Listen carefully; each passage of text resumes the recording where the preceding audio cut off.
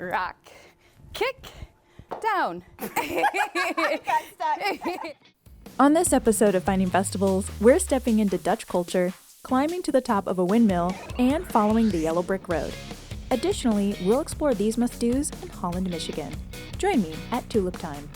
Hi, I'm Haylie Robinson, and I'm a former festival queen turned executive producer. Yeah, kind of a career change. If you want to learn more about Finding Festivals, connect me on social media, and get a sneak preview of Season 2, then check out the links in my description below.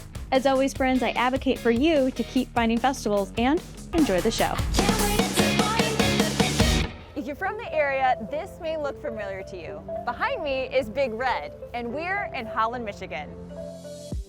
Since 1929, the city of Holland, Michigan has celebrated its Dutch heritage in early May. Over 100 tulip varieties make up the sea of vibrant colors throughout the city.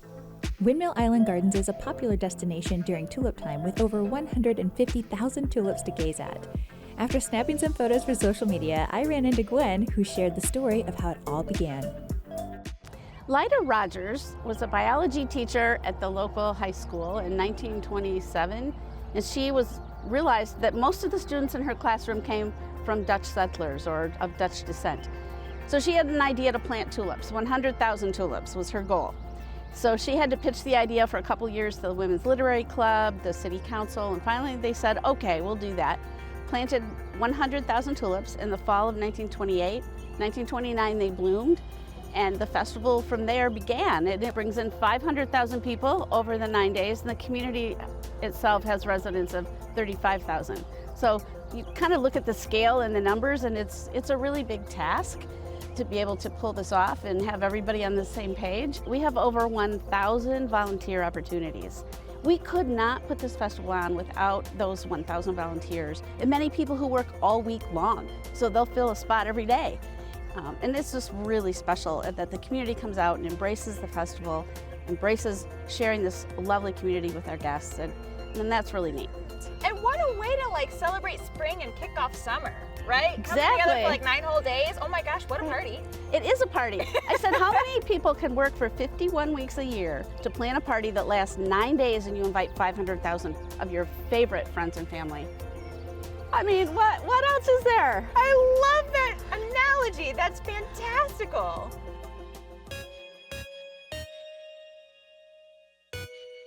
After climbing a few flights of stairs, well, this felt like more than just a few.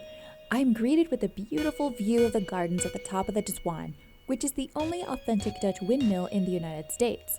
In addition to the views, this windmill still operates. When it's working, and the building itself kind of pulses and shakes, and there's flour going around in the air. So where does the flour go once it's produced? We sell it all on site.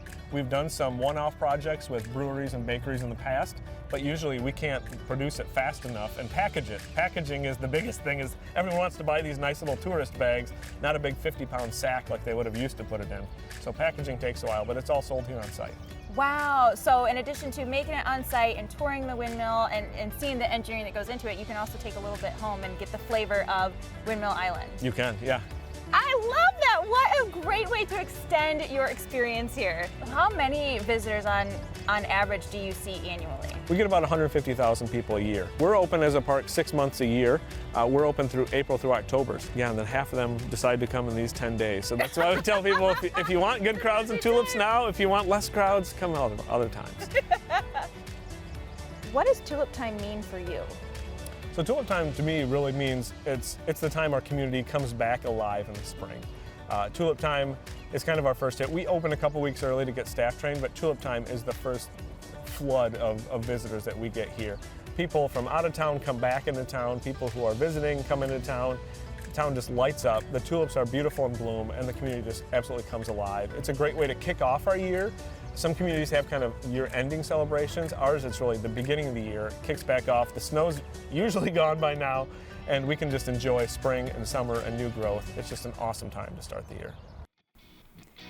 I'm not much of a baker, but Matt did mention another wheat-based product I like. Big Lake Brewing has been making local craft brews since 2013, and this year they captured the taste of the festival with their Tulip Time. It's our 10-year anniversary. We want to do something really big, and we thought, what's really big in Holland? Well, the Tulip Festival is the biggest thing in Holland. 500,000 people come to a 30,000 person town and take over with millions of tulips all over. So We partnered with Tulip Time. What better way to display what we do and what they do is the poster art on a can and our wonderful beer in that can. Kind of creation process of that? I'm sure it was back and forth, but like, was there a lot of tasting or? So we did some tastings. Our brewer, Zach Dreyer, has been doing this. He homebrewed for many years before he became our head brewer 5 years ago. And he came up with a bunch of different ideas, and we tried it in-house first, and then we came up with a couple samples for Tulip Time to try, and we all agreed on this one spring lager with tangerine, that it's a light, it's a refreshing beer, and it's something that everyone can drink. It's not like an IPA or a stout or a sour or something that's off the wall. It's just a nice mainstream beer that everyone can enjoy. And it has been wildly popular because we're sold out and most everywhere in town is already sold out. Wow, so you need to brew more for next year is what I'm hearing. So we're gonna brew at least twice that much next year. You've been talking this up. My mouth is watering. All right. Should we give us a pour? We'll pour you up some. So what do you love most about your job?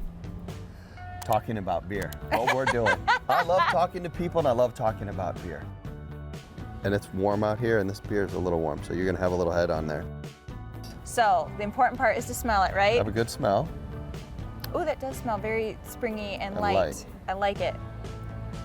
It is light, it's refreshing. Yep.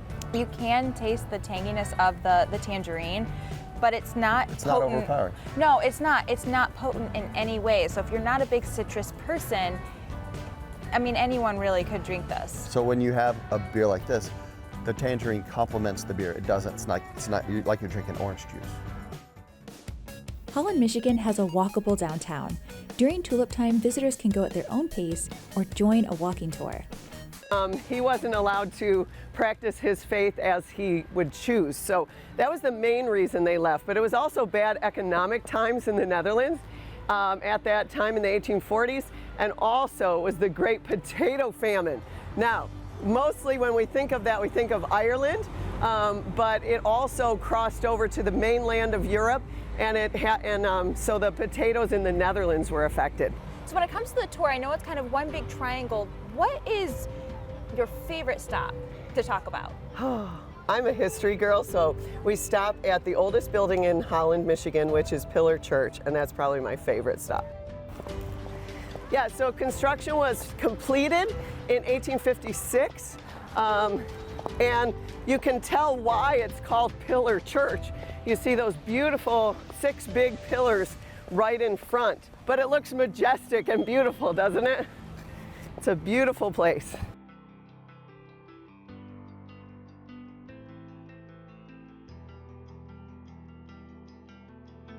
And what is your favorite part of Tulip Time?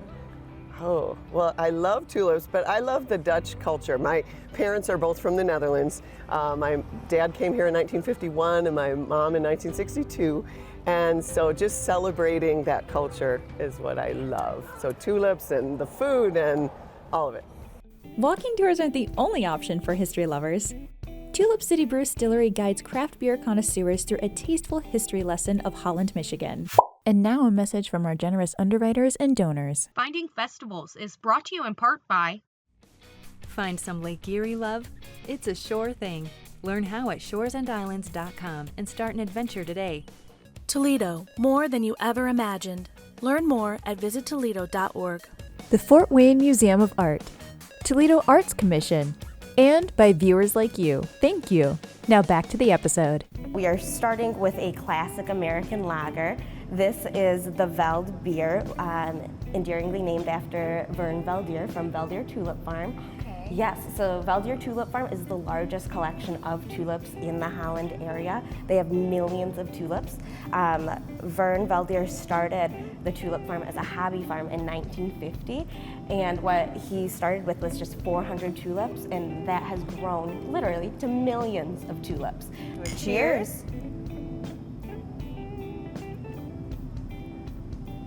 Ooh, and there's almost like a little, I don't want to say spice, but it does taste like if Grandma's Kitchen was a beer, that's what it tastes like. Oh my gosh, that's so amazing. I don't know how else to explain it. Like I could taste like spices in there. That was nice. We need to rewrite our menu right now and be like, taste like nostalgia. There you go, I love that. next up is the wooden shoe like an IPA. Wait a minute, a wooden shoe like an IPA. Wouldn't you like an IPA? Wouldn't you like an IPA? Yes, I like that. Okay. Yes, we are. Yes, I would. Okay, wonderful, good. Yeah, so that is that's a beautiful transition to the wooden shoe like an IPA. It tastes better when you're wearing wooden shoes, but it's pretty darn good in flats too. Well, then we have this Hop College. Yes. Hope College is the college that is ingrained with the town. It has a history almost as old as the town. We refer to our relationship with Hope College as a town and gown relationship, and it's beautiful. You can't tell where the campus ends and the city begins. So, Ooh. I like that one. Oh, I'm glad. It's very smooth, and I don't want to say juicy, but it No, you definitely say juicy. You say juicy. Yeah, that's what we like to hear. Yeah, this is actually a double IPA. So Wait a minute, so this is a double IPA, but I like it. I know, isn't that? So we tricked you. Oh, you Yeah, did. You yeah. did. And then our last one is actually a porter. This is the Collin Park Porter. The Collin Park was the original site of the King Basket Factory, and Mrs. Collin wanted to donate that land to the city, in particular to the children, so that they would have a beautiful waterfront park to enjoy. Oh, I do like a good porter. I do too. It's like coffee beer. Exactly. It's like what I wish breakfast tasted like. Yeah. That's the best history lesson I've ever had. Oh, I'm so glad. I'm so glad. Cheers to community, traditions, and good causes. Yes, indeed. Cheers to that. With some background on the city's heritage and a little courage, I connected with Jen for a crash course on Dutch dancing. But first, I had to dress the part, wooden shoes and all. I am in the traditional garment that you would find in the Netherlands, right? Yes. Unpack this for me a little bit. Yes, you are wearing what's called the Walkern costume. You actually have a retired version of this costume. It got reworked in 2018, and now our middle school dancers wear it. And we have a few layers. So let's go layer by layer. First, you will have a petticoat, Okay. which is probably changed every day. Then you'll have your navy skirt. Then you have your apron over top, your checked apron. That will also get changed every day because it's most likely to get worn and like super dirty. You're washing your hands, messing with your kids. It's gonna get dirty and you're gonna wanna change it every day. But the top that you're wearing up top with your floral will also get washed once a week as well. Is that where we got our messy eating? Like you kind of drop it? Yes, it's like a bib. What's the correct term? Bonnet, hat? Yes, the hat, yes. The hat, okay, the hat. There were these kissers. Yes. And if they're up. If they're faced up, the springs were faced up, it meant you were married. If they were pointed down, you were unmarried, and you would hang jewels from them to show your dowry, your wealth. Oh. Now, were the kissers in addition to a traditional marital ring, or was that in lieu of? It was in lieu of, yeah. They would not wear rings on their hands. That was definitely not something they did. They worked really hard with their hands, so they showed everything up here. Even hats and all of our other costumes show marriage and wealth as well. So how would one start their dance? Our first steps that we do is called a step, brush, hop. So you will step with your right foot, put your weight on your right foot, brush your shoes together, and then jump on your right foot. Yep, so you kind of brush it in like a fanning motion and jump, yep, and then you put your next foot down and do the same on the other foot. Step, brush, hop. So, should we do it again? Sure. So, right brush, left brush, right brush, left brush, run, run, run together. Oh, and you click together. We do. We like to click our shoes as much as possible. It's kind of like Dorothy. Yes, it's all coming back. Yes, and then our last couple moves, which is one of my favorites because it's the end of our end bow. So we will start with our right foot and we're gonna run, run, run, and we're gonna jump up with our knee. And we're gonna run, run, run, jump up with our other knee. And we're gonna kick left, right, left, bow. That's my favorite. That's so fun, because I was expecting to do something up, but you finished down in a humble pose. Finish down. We present our shoes. Step, brush, hop, step, brush, hop, step, brush, hop, step, brush, hop. Run, run, run together. 1, 2, 3. 1, 2, 3. 1, 2, 3. 1, 2, 3. Left, back, kick, rock and kick. Now the end. Right, left, right, knee, left, knee, step, kick, step, and bow. Woo! You made it! You did great! Yay! Well, thank you very much! Yes, thank you! Before my wooden shoe goes flying off, I'm going to leave this to the pros. Nearly 800 dancers from youth to adult age flood the block around Centennial Park and dance for loved ones and visitors during Tulip Time.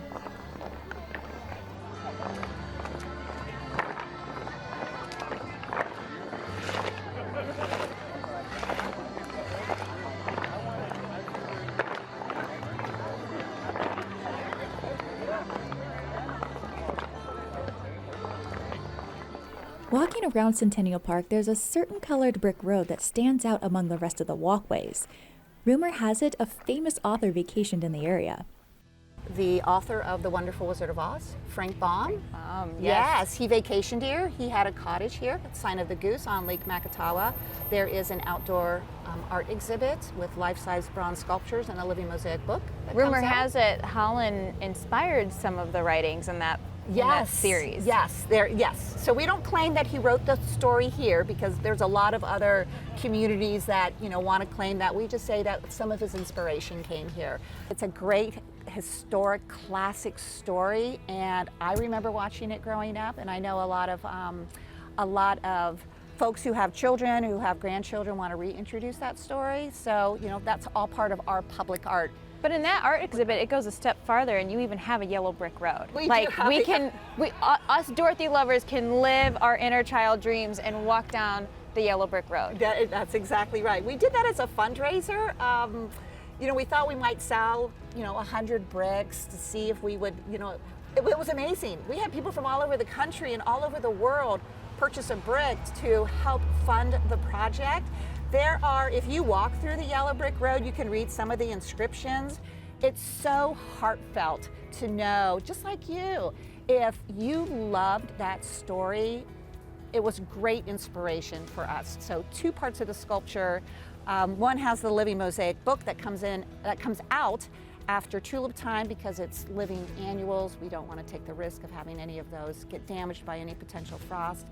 But the life-size bronze sculptures, they're huge to see that. And kids it's just amazing. It's a great exhibit. We're very proud of it. We are really, really proud of our community. I love Holland. I really do. While I'm here, I might as well. 1, 2, 3.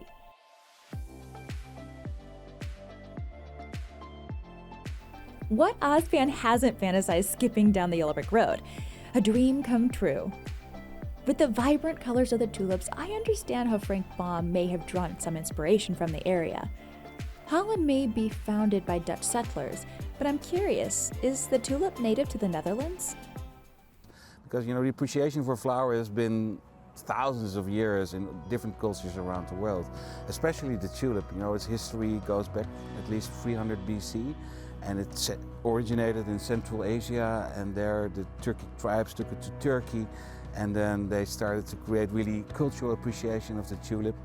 And when the first exchanges between the East and the West in the 16th century, the tulip arrived in Europe, the Netherlands, and then the Dutch took it from there basically all over the world, including Holland, Michigan. So we are part of the shape of the turban, where the tulip got its name from. The Ottoman sultans wore these big white headdresses and the turban, and we use these Ottoman patterns. They have a lot of tulips they use in their ceramic decorations, and the moment you walk through this, you're part of it, right? You're not only looking at tulips, but you're surrounded by tulips, and when you take pictures from different angles, you're like in the middle of a bulb field of acres wide, but it's just maybe 100 square foot. So what got you into this art form? Yeah, so it's really what you see, we create combinations. So it's not only one variety. We really want to create different color combinations. We also add fragrance to it by combining tulips with hyacinths. And we managed to basically force everything into bloom for the opening date. So everything is in bloom at the same time, and then it's still up to Mother Nature, but it's holding so well this year, so we get so many people out here, it's great. And this is the layout of the botanical garden of Leiden, where the first tulips were planted in 1593 by a Dutch botanist. And like I said, 40 years later we had tulip mania, you know, where everybody was crazy about tulips, and some tulips bulbs were supposedly to sell for the price of a house. And then of course people found out, all right, there's actually nobody willing to pay that much, so then it collapsed. But so that was the first recorded stock crash, so to say. What was it about the tulip that just made the Dutch just gravitate to it? They were wild about it's perfect symmetry, I would say, because it's a very compact flower. It has a big cup. So we start in like the Central Asia area, and then we work our way to Turkey, to the Netherlands, and then to Holland, Michigan. And then to Holland, Michigan. So here we are. So we created an installation here based on the shape of the logo of the city of Holland, and we used the artwork of previous festivals. And it tells a story about Holland and how it all started in 1927, when a high school teacher, Haylie Robinson, thought, you know, we should celebrate our Dutch heritage and plant tulips. And that's how it all started, and it's been running ever since. The world's oldest tulip festival. Oh my goodness, it's incredible. And it's amazing to see how it's really established a unique identity, I would say, among all the tulip festivals. So it's not only looking at a bunch of tulip, but it's really part of a bigger story that they celebrate here. So, wow. Yeah. We're so happy to have you here in the Midwest, sharing your art with us. Yeah, no, and it feels home. It feels home. Oh my goodness, that is amazing. Yeah. Tulips are what started it all, but it's clear how the festival has evolved. A local attraction shares a similar story. In the 1930s, the Nelis Tulip Farm became a hot spot for tourists, and by 1952, the family shifted the business to tourism. In the early 50s, the highway went through, and then my grandpa realized he had property at a tulip farm about 5 miles away from here, and we had a tulip farm. That was the first part of the family business. And there was always traffic jams going off, you know, to get to this tulip farm. And so when they put the highways through after World War II, my grandpa was like, we want to be out by that highway. So they were going to move the tulip farm here, and this was going to be Nelis Tulip Farm. But the soil was completely different, and they grew way better 5 miles away from here than they did here. And so my grandpa was like, well, we're just going to keep the tulip farm where it is. But we realized that we opened up a building with a windmill on the top in 1958 that cars just turned in all season long, all summer long, and we kind of stumbled into, you know, the tourism business, as it were, for the entire season.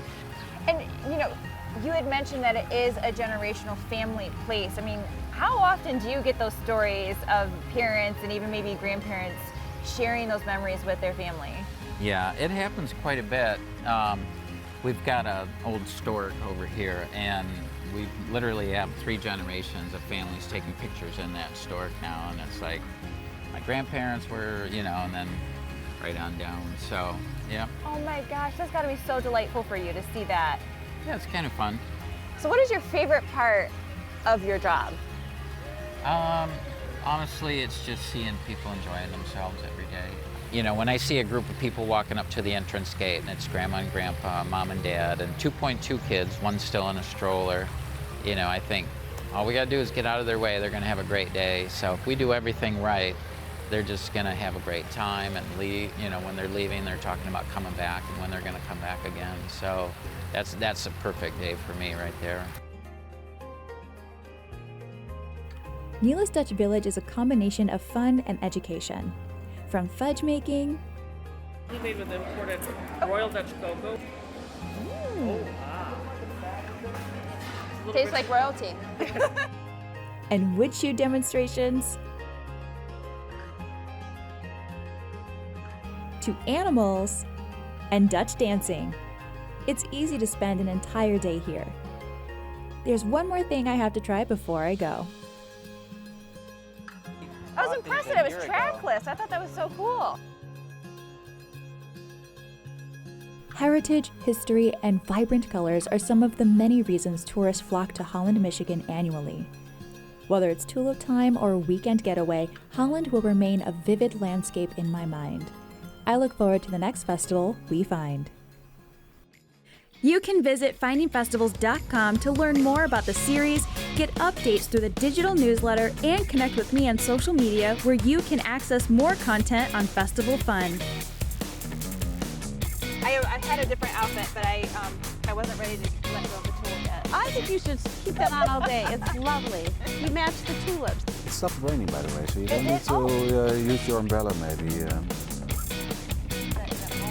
No, it is not water. It is a. It is not water. It's not water.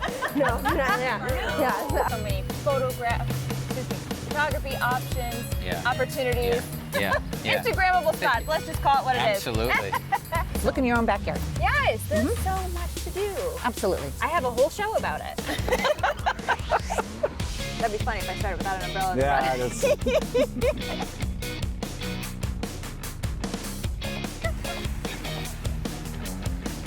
You're giving me such great bloopers. I appreciate it.